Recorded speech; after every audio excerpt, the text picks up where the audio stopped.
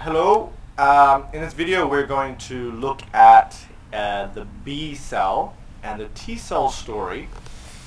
So the story of the B and T cells, as well as we will introduce lymphoma, particularly the B cell lymphoma. So just introducing the organs here that are associated with the B and T cells. We have the bone marrow, the thymus, and the lymph node. Now in the bone marrow there are lymphoid progenitor cells which can either become a precursor T cell or a precursor B cell. Let us follow the precursor T cells. The precursor T cells will move into the thymus, where they become thymocytes, double negative.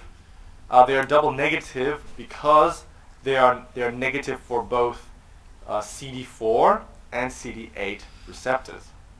In the thymus, however, the double negative thymocytes will develop to become either a CD8 naive T cell, which will have the CD8 receptor, or a CD4 naive T cell with a CD4 receptor.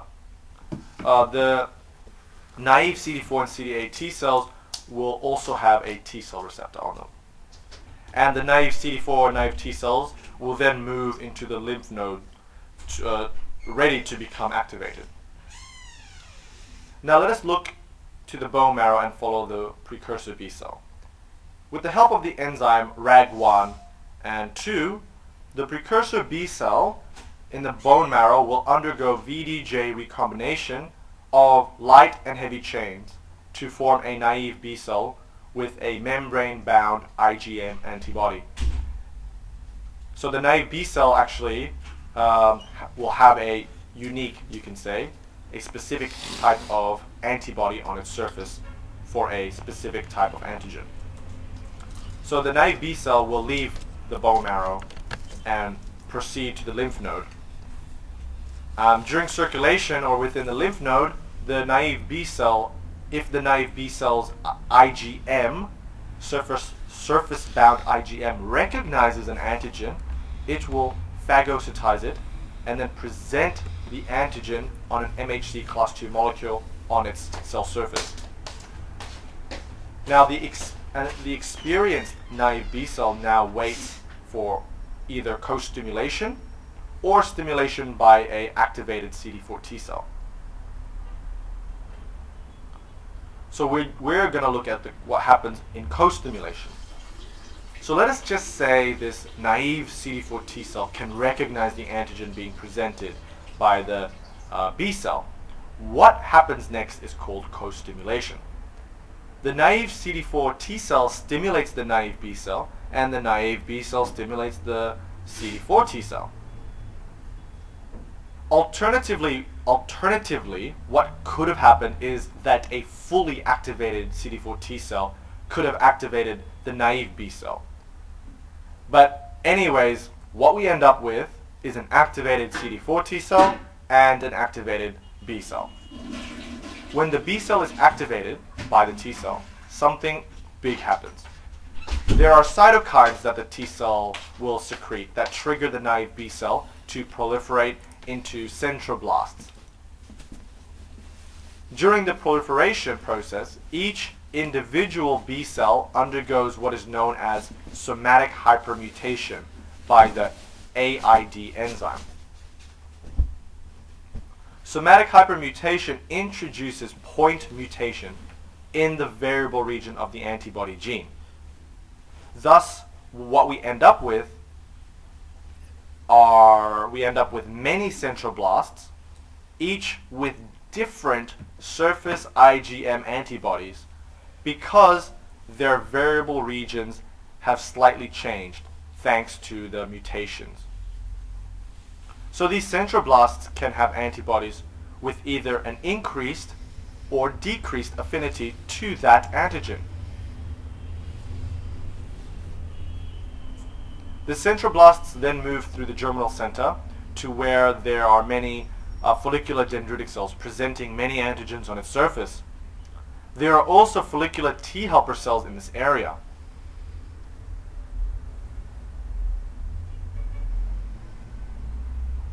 When the centroblasts move from one part of the germinal center to the other, they become centrocytes. And these centrocytes need cytokines in order to survive and mature.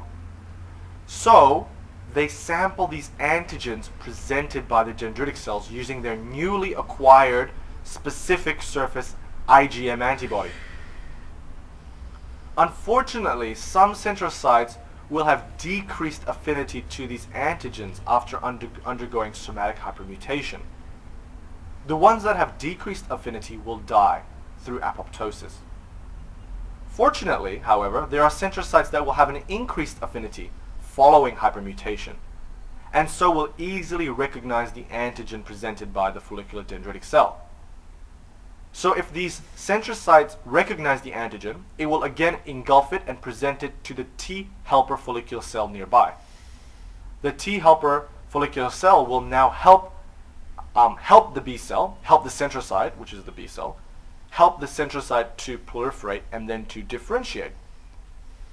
The centrocyte can differentiate into memory B cell or into a plasmablast, which will then become a plasma cell. Plasma cells are the type of B cells that secrete antibodies. When the centrocyte receives signals from the T cells to differentiate, the centrocytes actually undergo class switching, which is basically where the constant region of the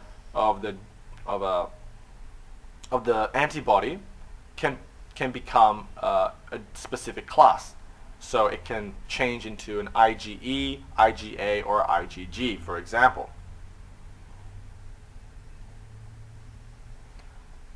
Now, I hope that made sense. We also have to introduce the thymic B cells, which are B cells that reside in the thymus, but we will not go into the functions of the thymic B cells here. Okay, so what you have watched till now was an overall picture of the T cell and particularly the B cell story. Now we will start looking at lymphoma, which, as the name suggests, is tumor of the lymph. Lymphoma involves cancer cells coming from mainly T or B cell development. So using this diagram, we can see in which steps of the T and B cell development these cancer cells may arise from, and what type of lymphoma can result. So, lymphoma.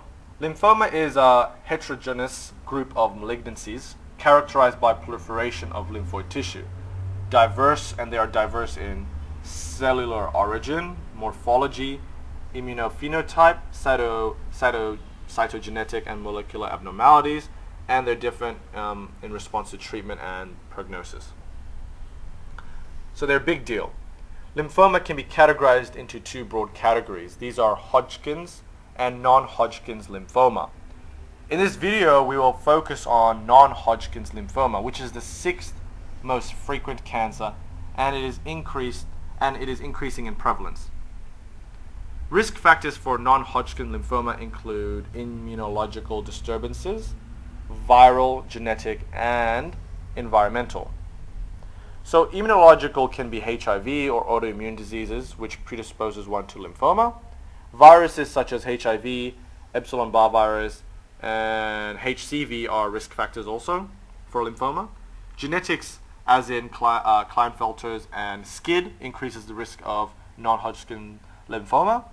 And environmental risk factors include pesticides, herbicides, and smoking. Okay, now let us look at the different types of non-Hodgkin's lymphoma and where they can arise from. So non-Hodgkin's lymphoma can either be B cell or T cell in origin. We will first look at the T cell non-Hodgkin's lymphoma. So T cells in the thymus during its development can give rise to precursor T cell lymphomas, which we won't go into. Similarly, T cells that have moved into the lymph node can give rise to what's called the peripheral T cell lymphomas, the neoplasm. Now, T cell lymphomas can arise during genetic rearrangement of the T cell receptor and during positive and negative selection in the thymus, which will lead to either precursor or peripheral T cell lymphomas. Of course, that's that was just super basic overview. Now, what is important to know is that T-cell lymphomas are less common than B-cell lymphomas. So we just looked at two classes, you can say, of T-cell lymphomas. Now let us focus on B-cell lymphomas, and we'll go into more detail. We will focus more on the B-cell lymphomas because, as I mentioned just then, the prevalence of the B-cell lymphoma is much higher than the T-cell. And this is because B cells undergo so many genetic changes during its development. Naive B cells can give rise to mantle cell lymphoma. B cells that have experienced an antigen encountered can become a chronic lymphocytic leukemia or small lymphocytic lymphoma.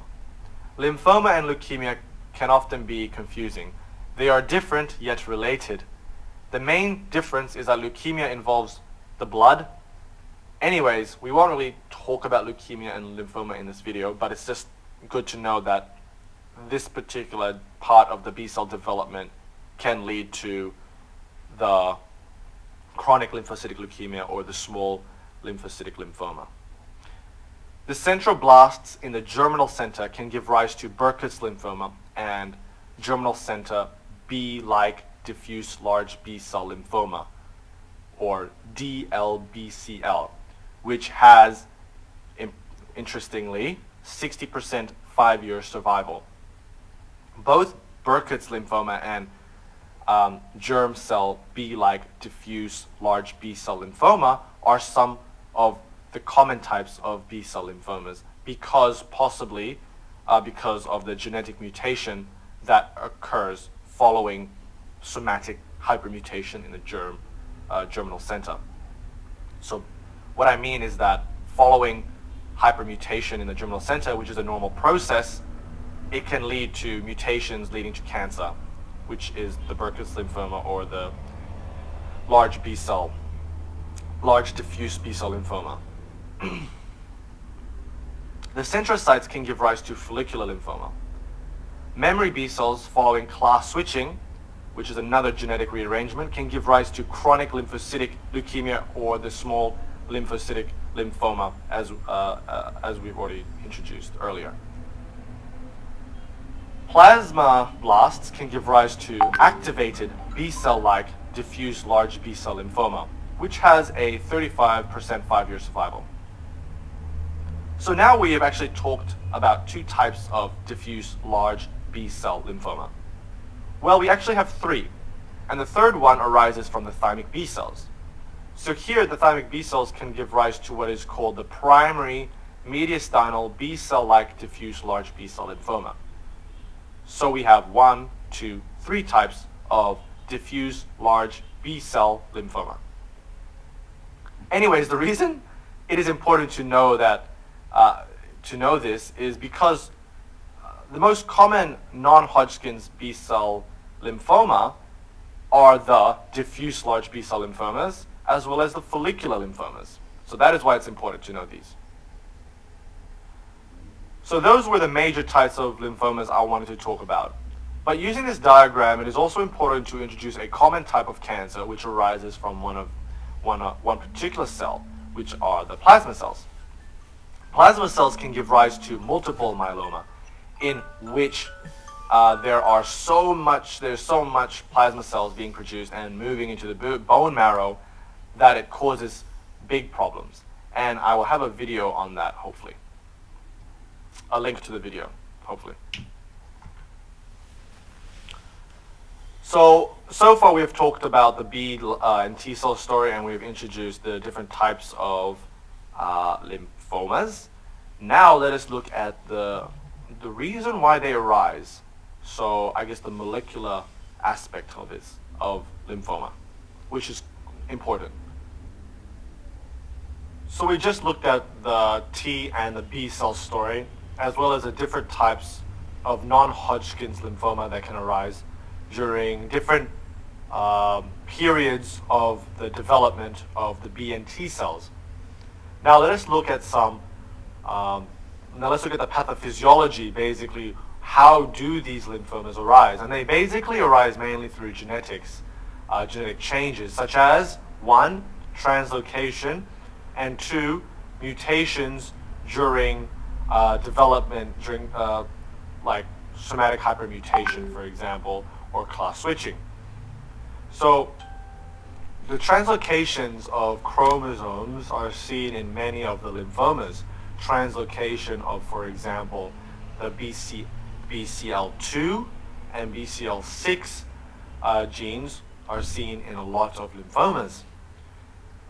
And also we can see mutations and amplifications of certain genes, such as mutations in the P53 gene, the BCL2, the BCL6, and the MYC genes.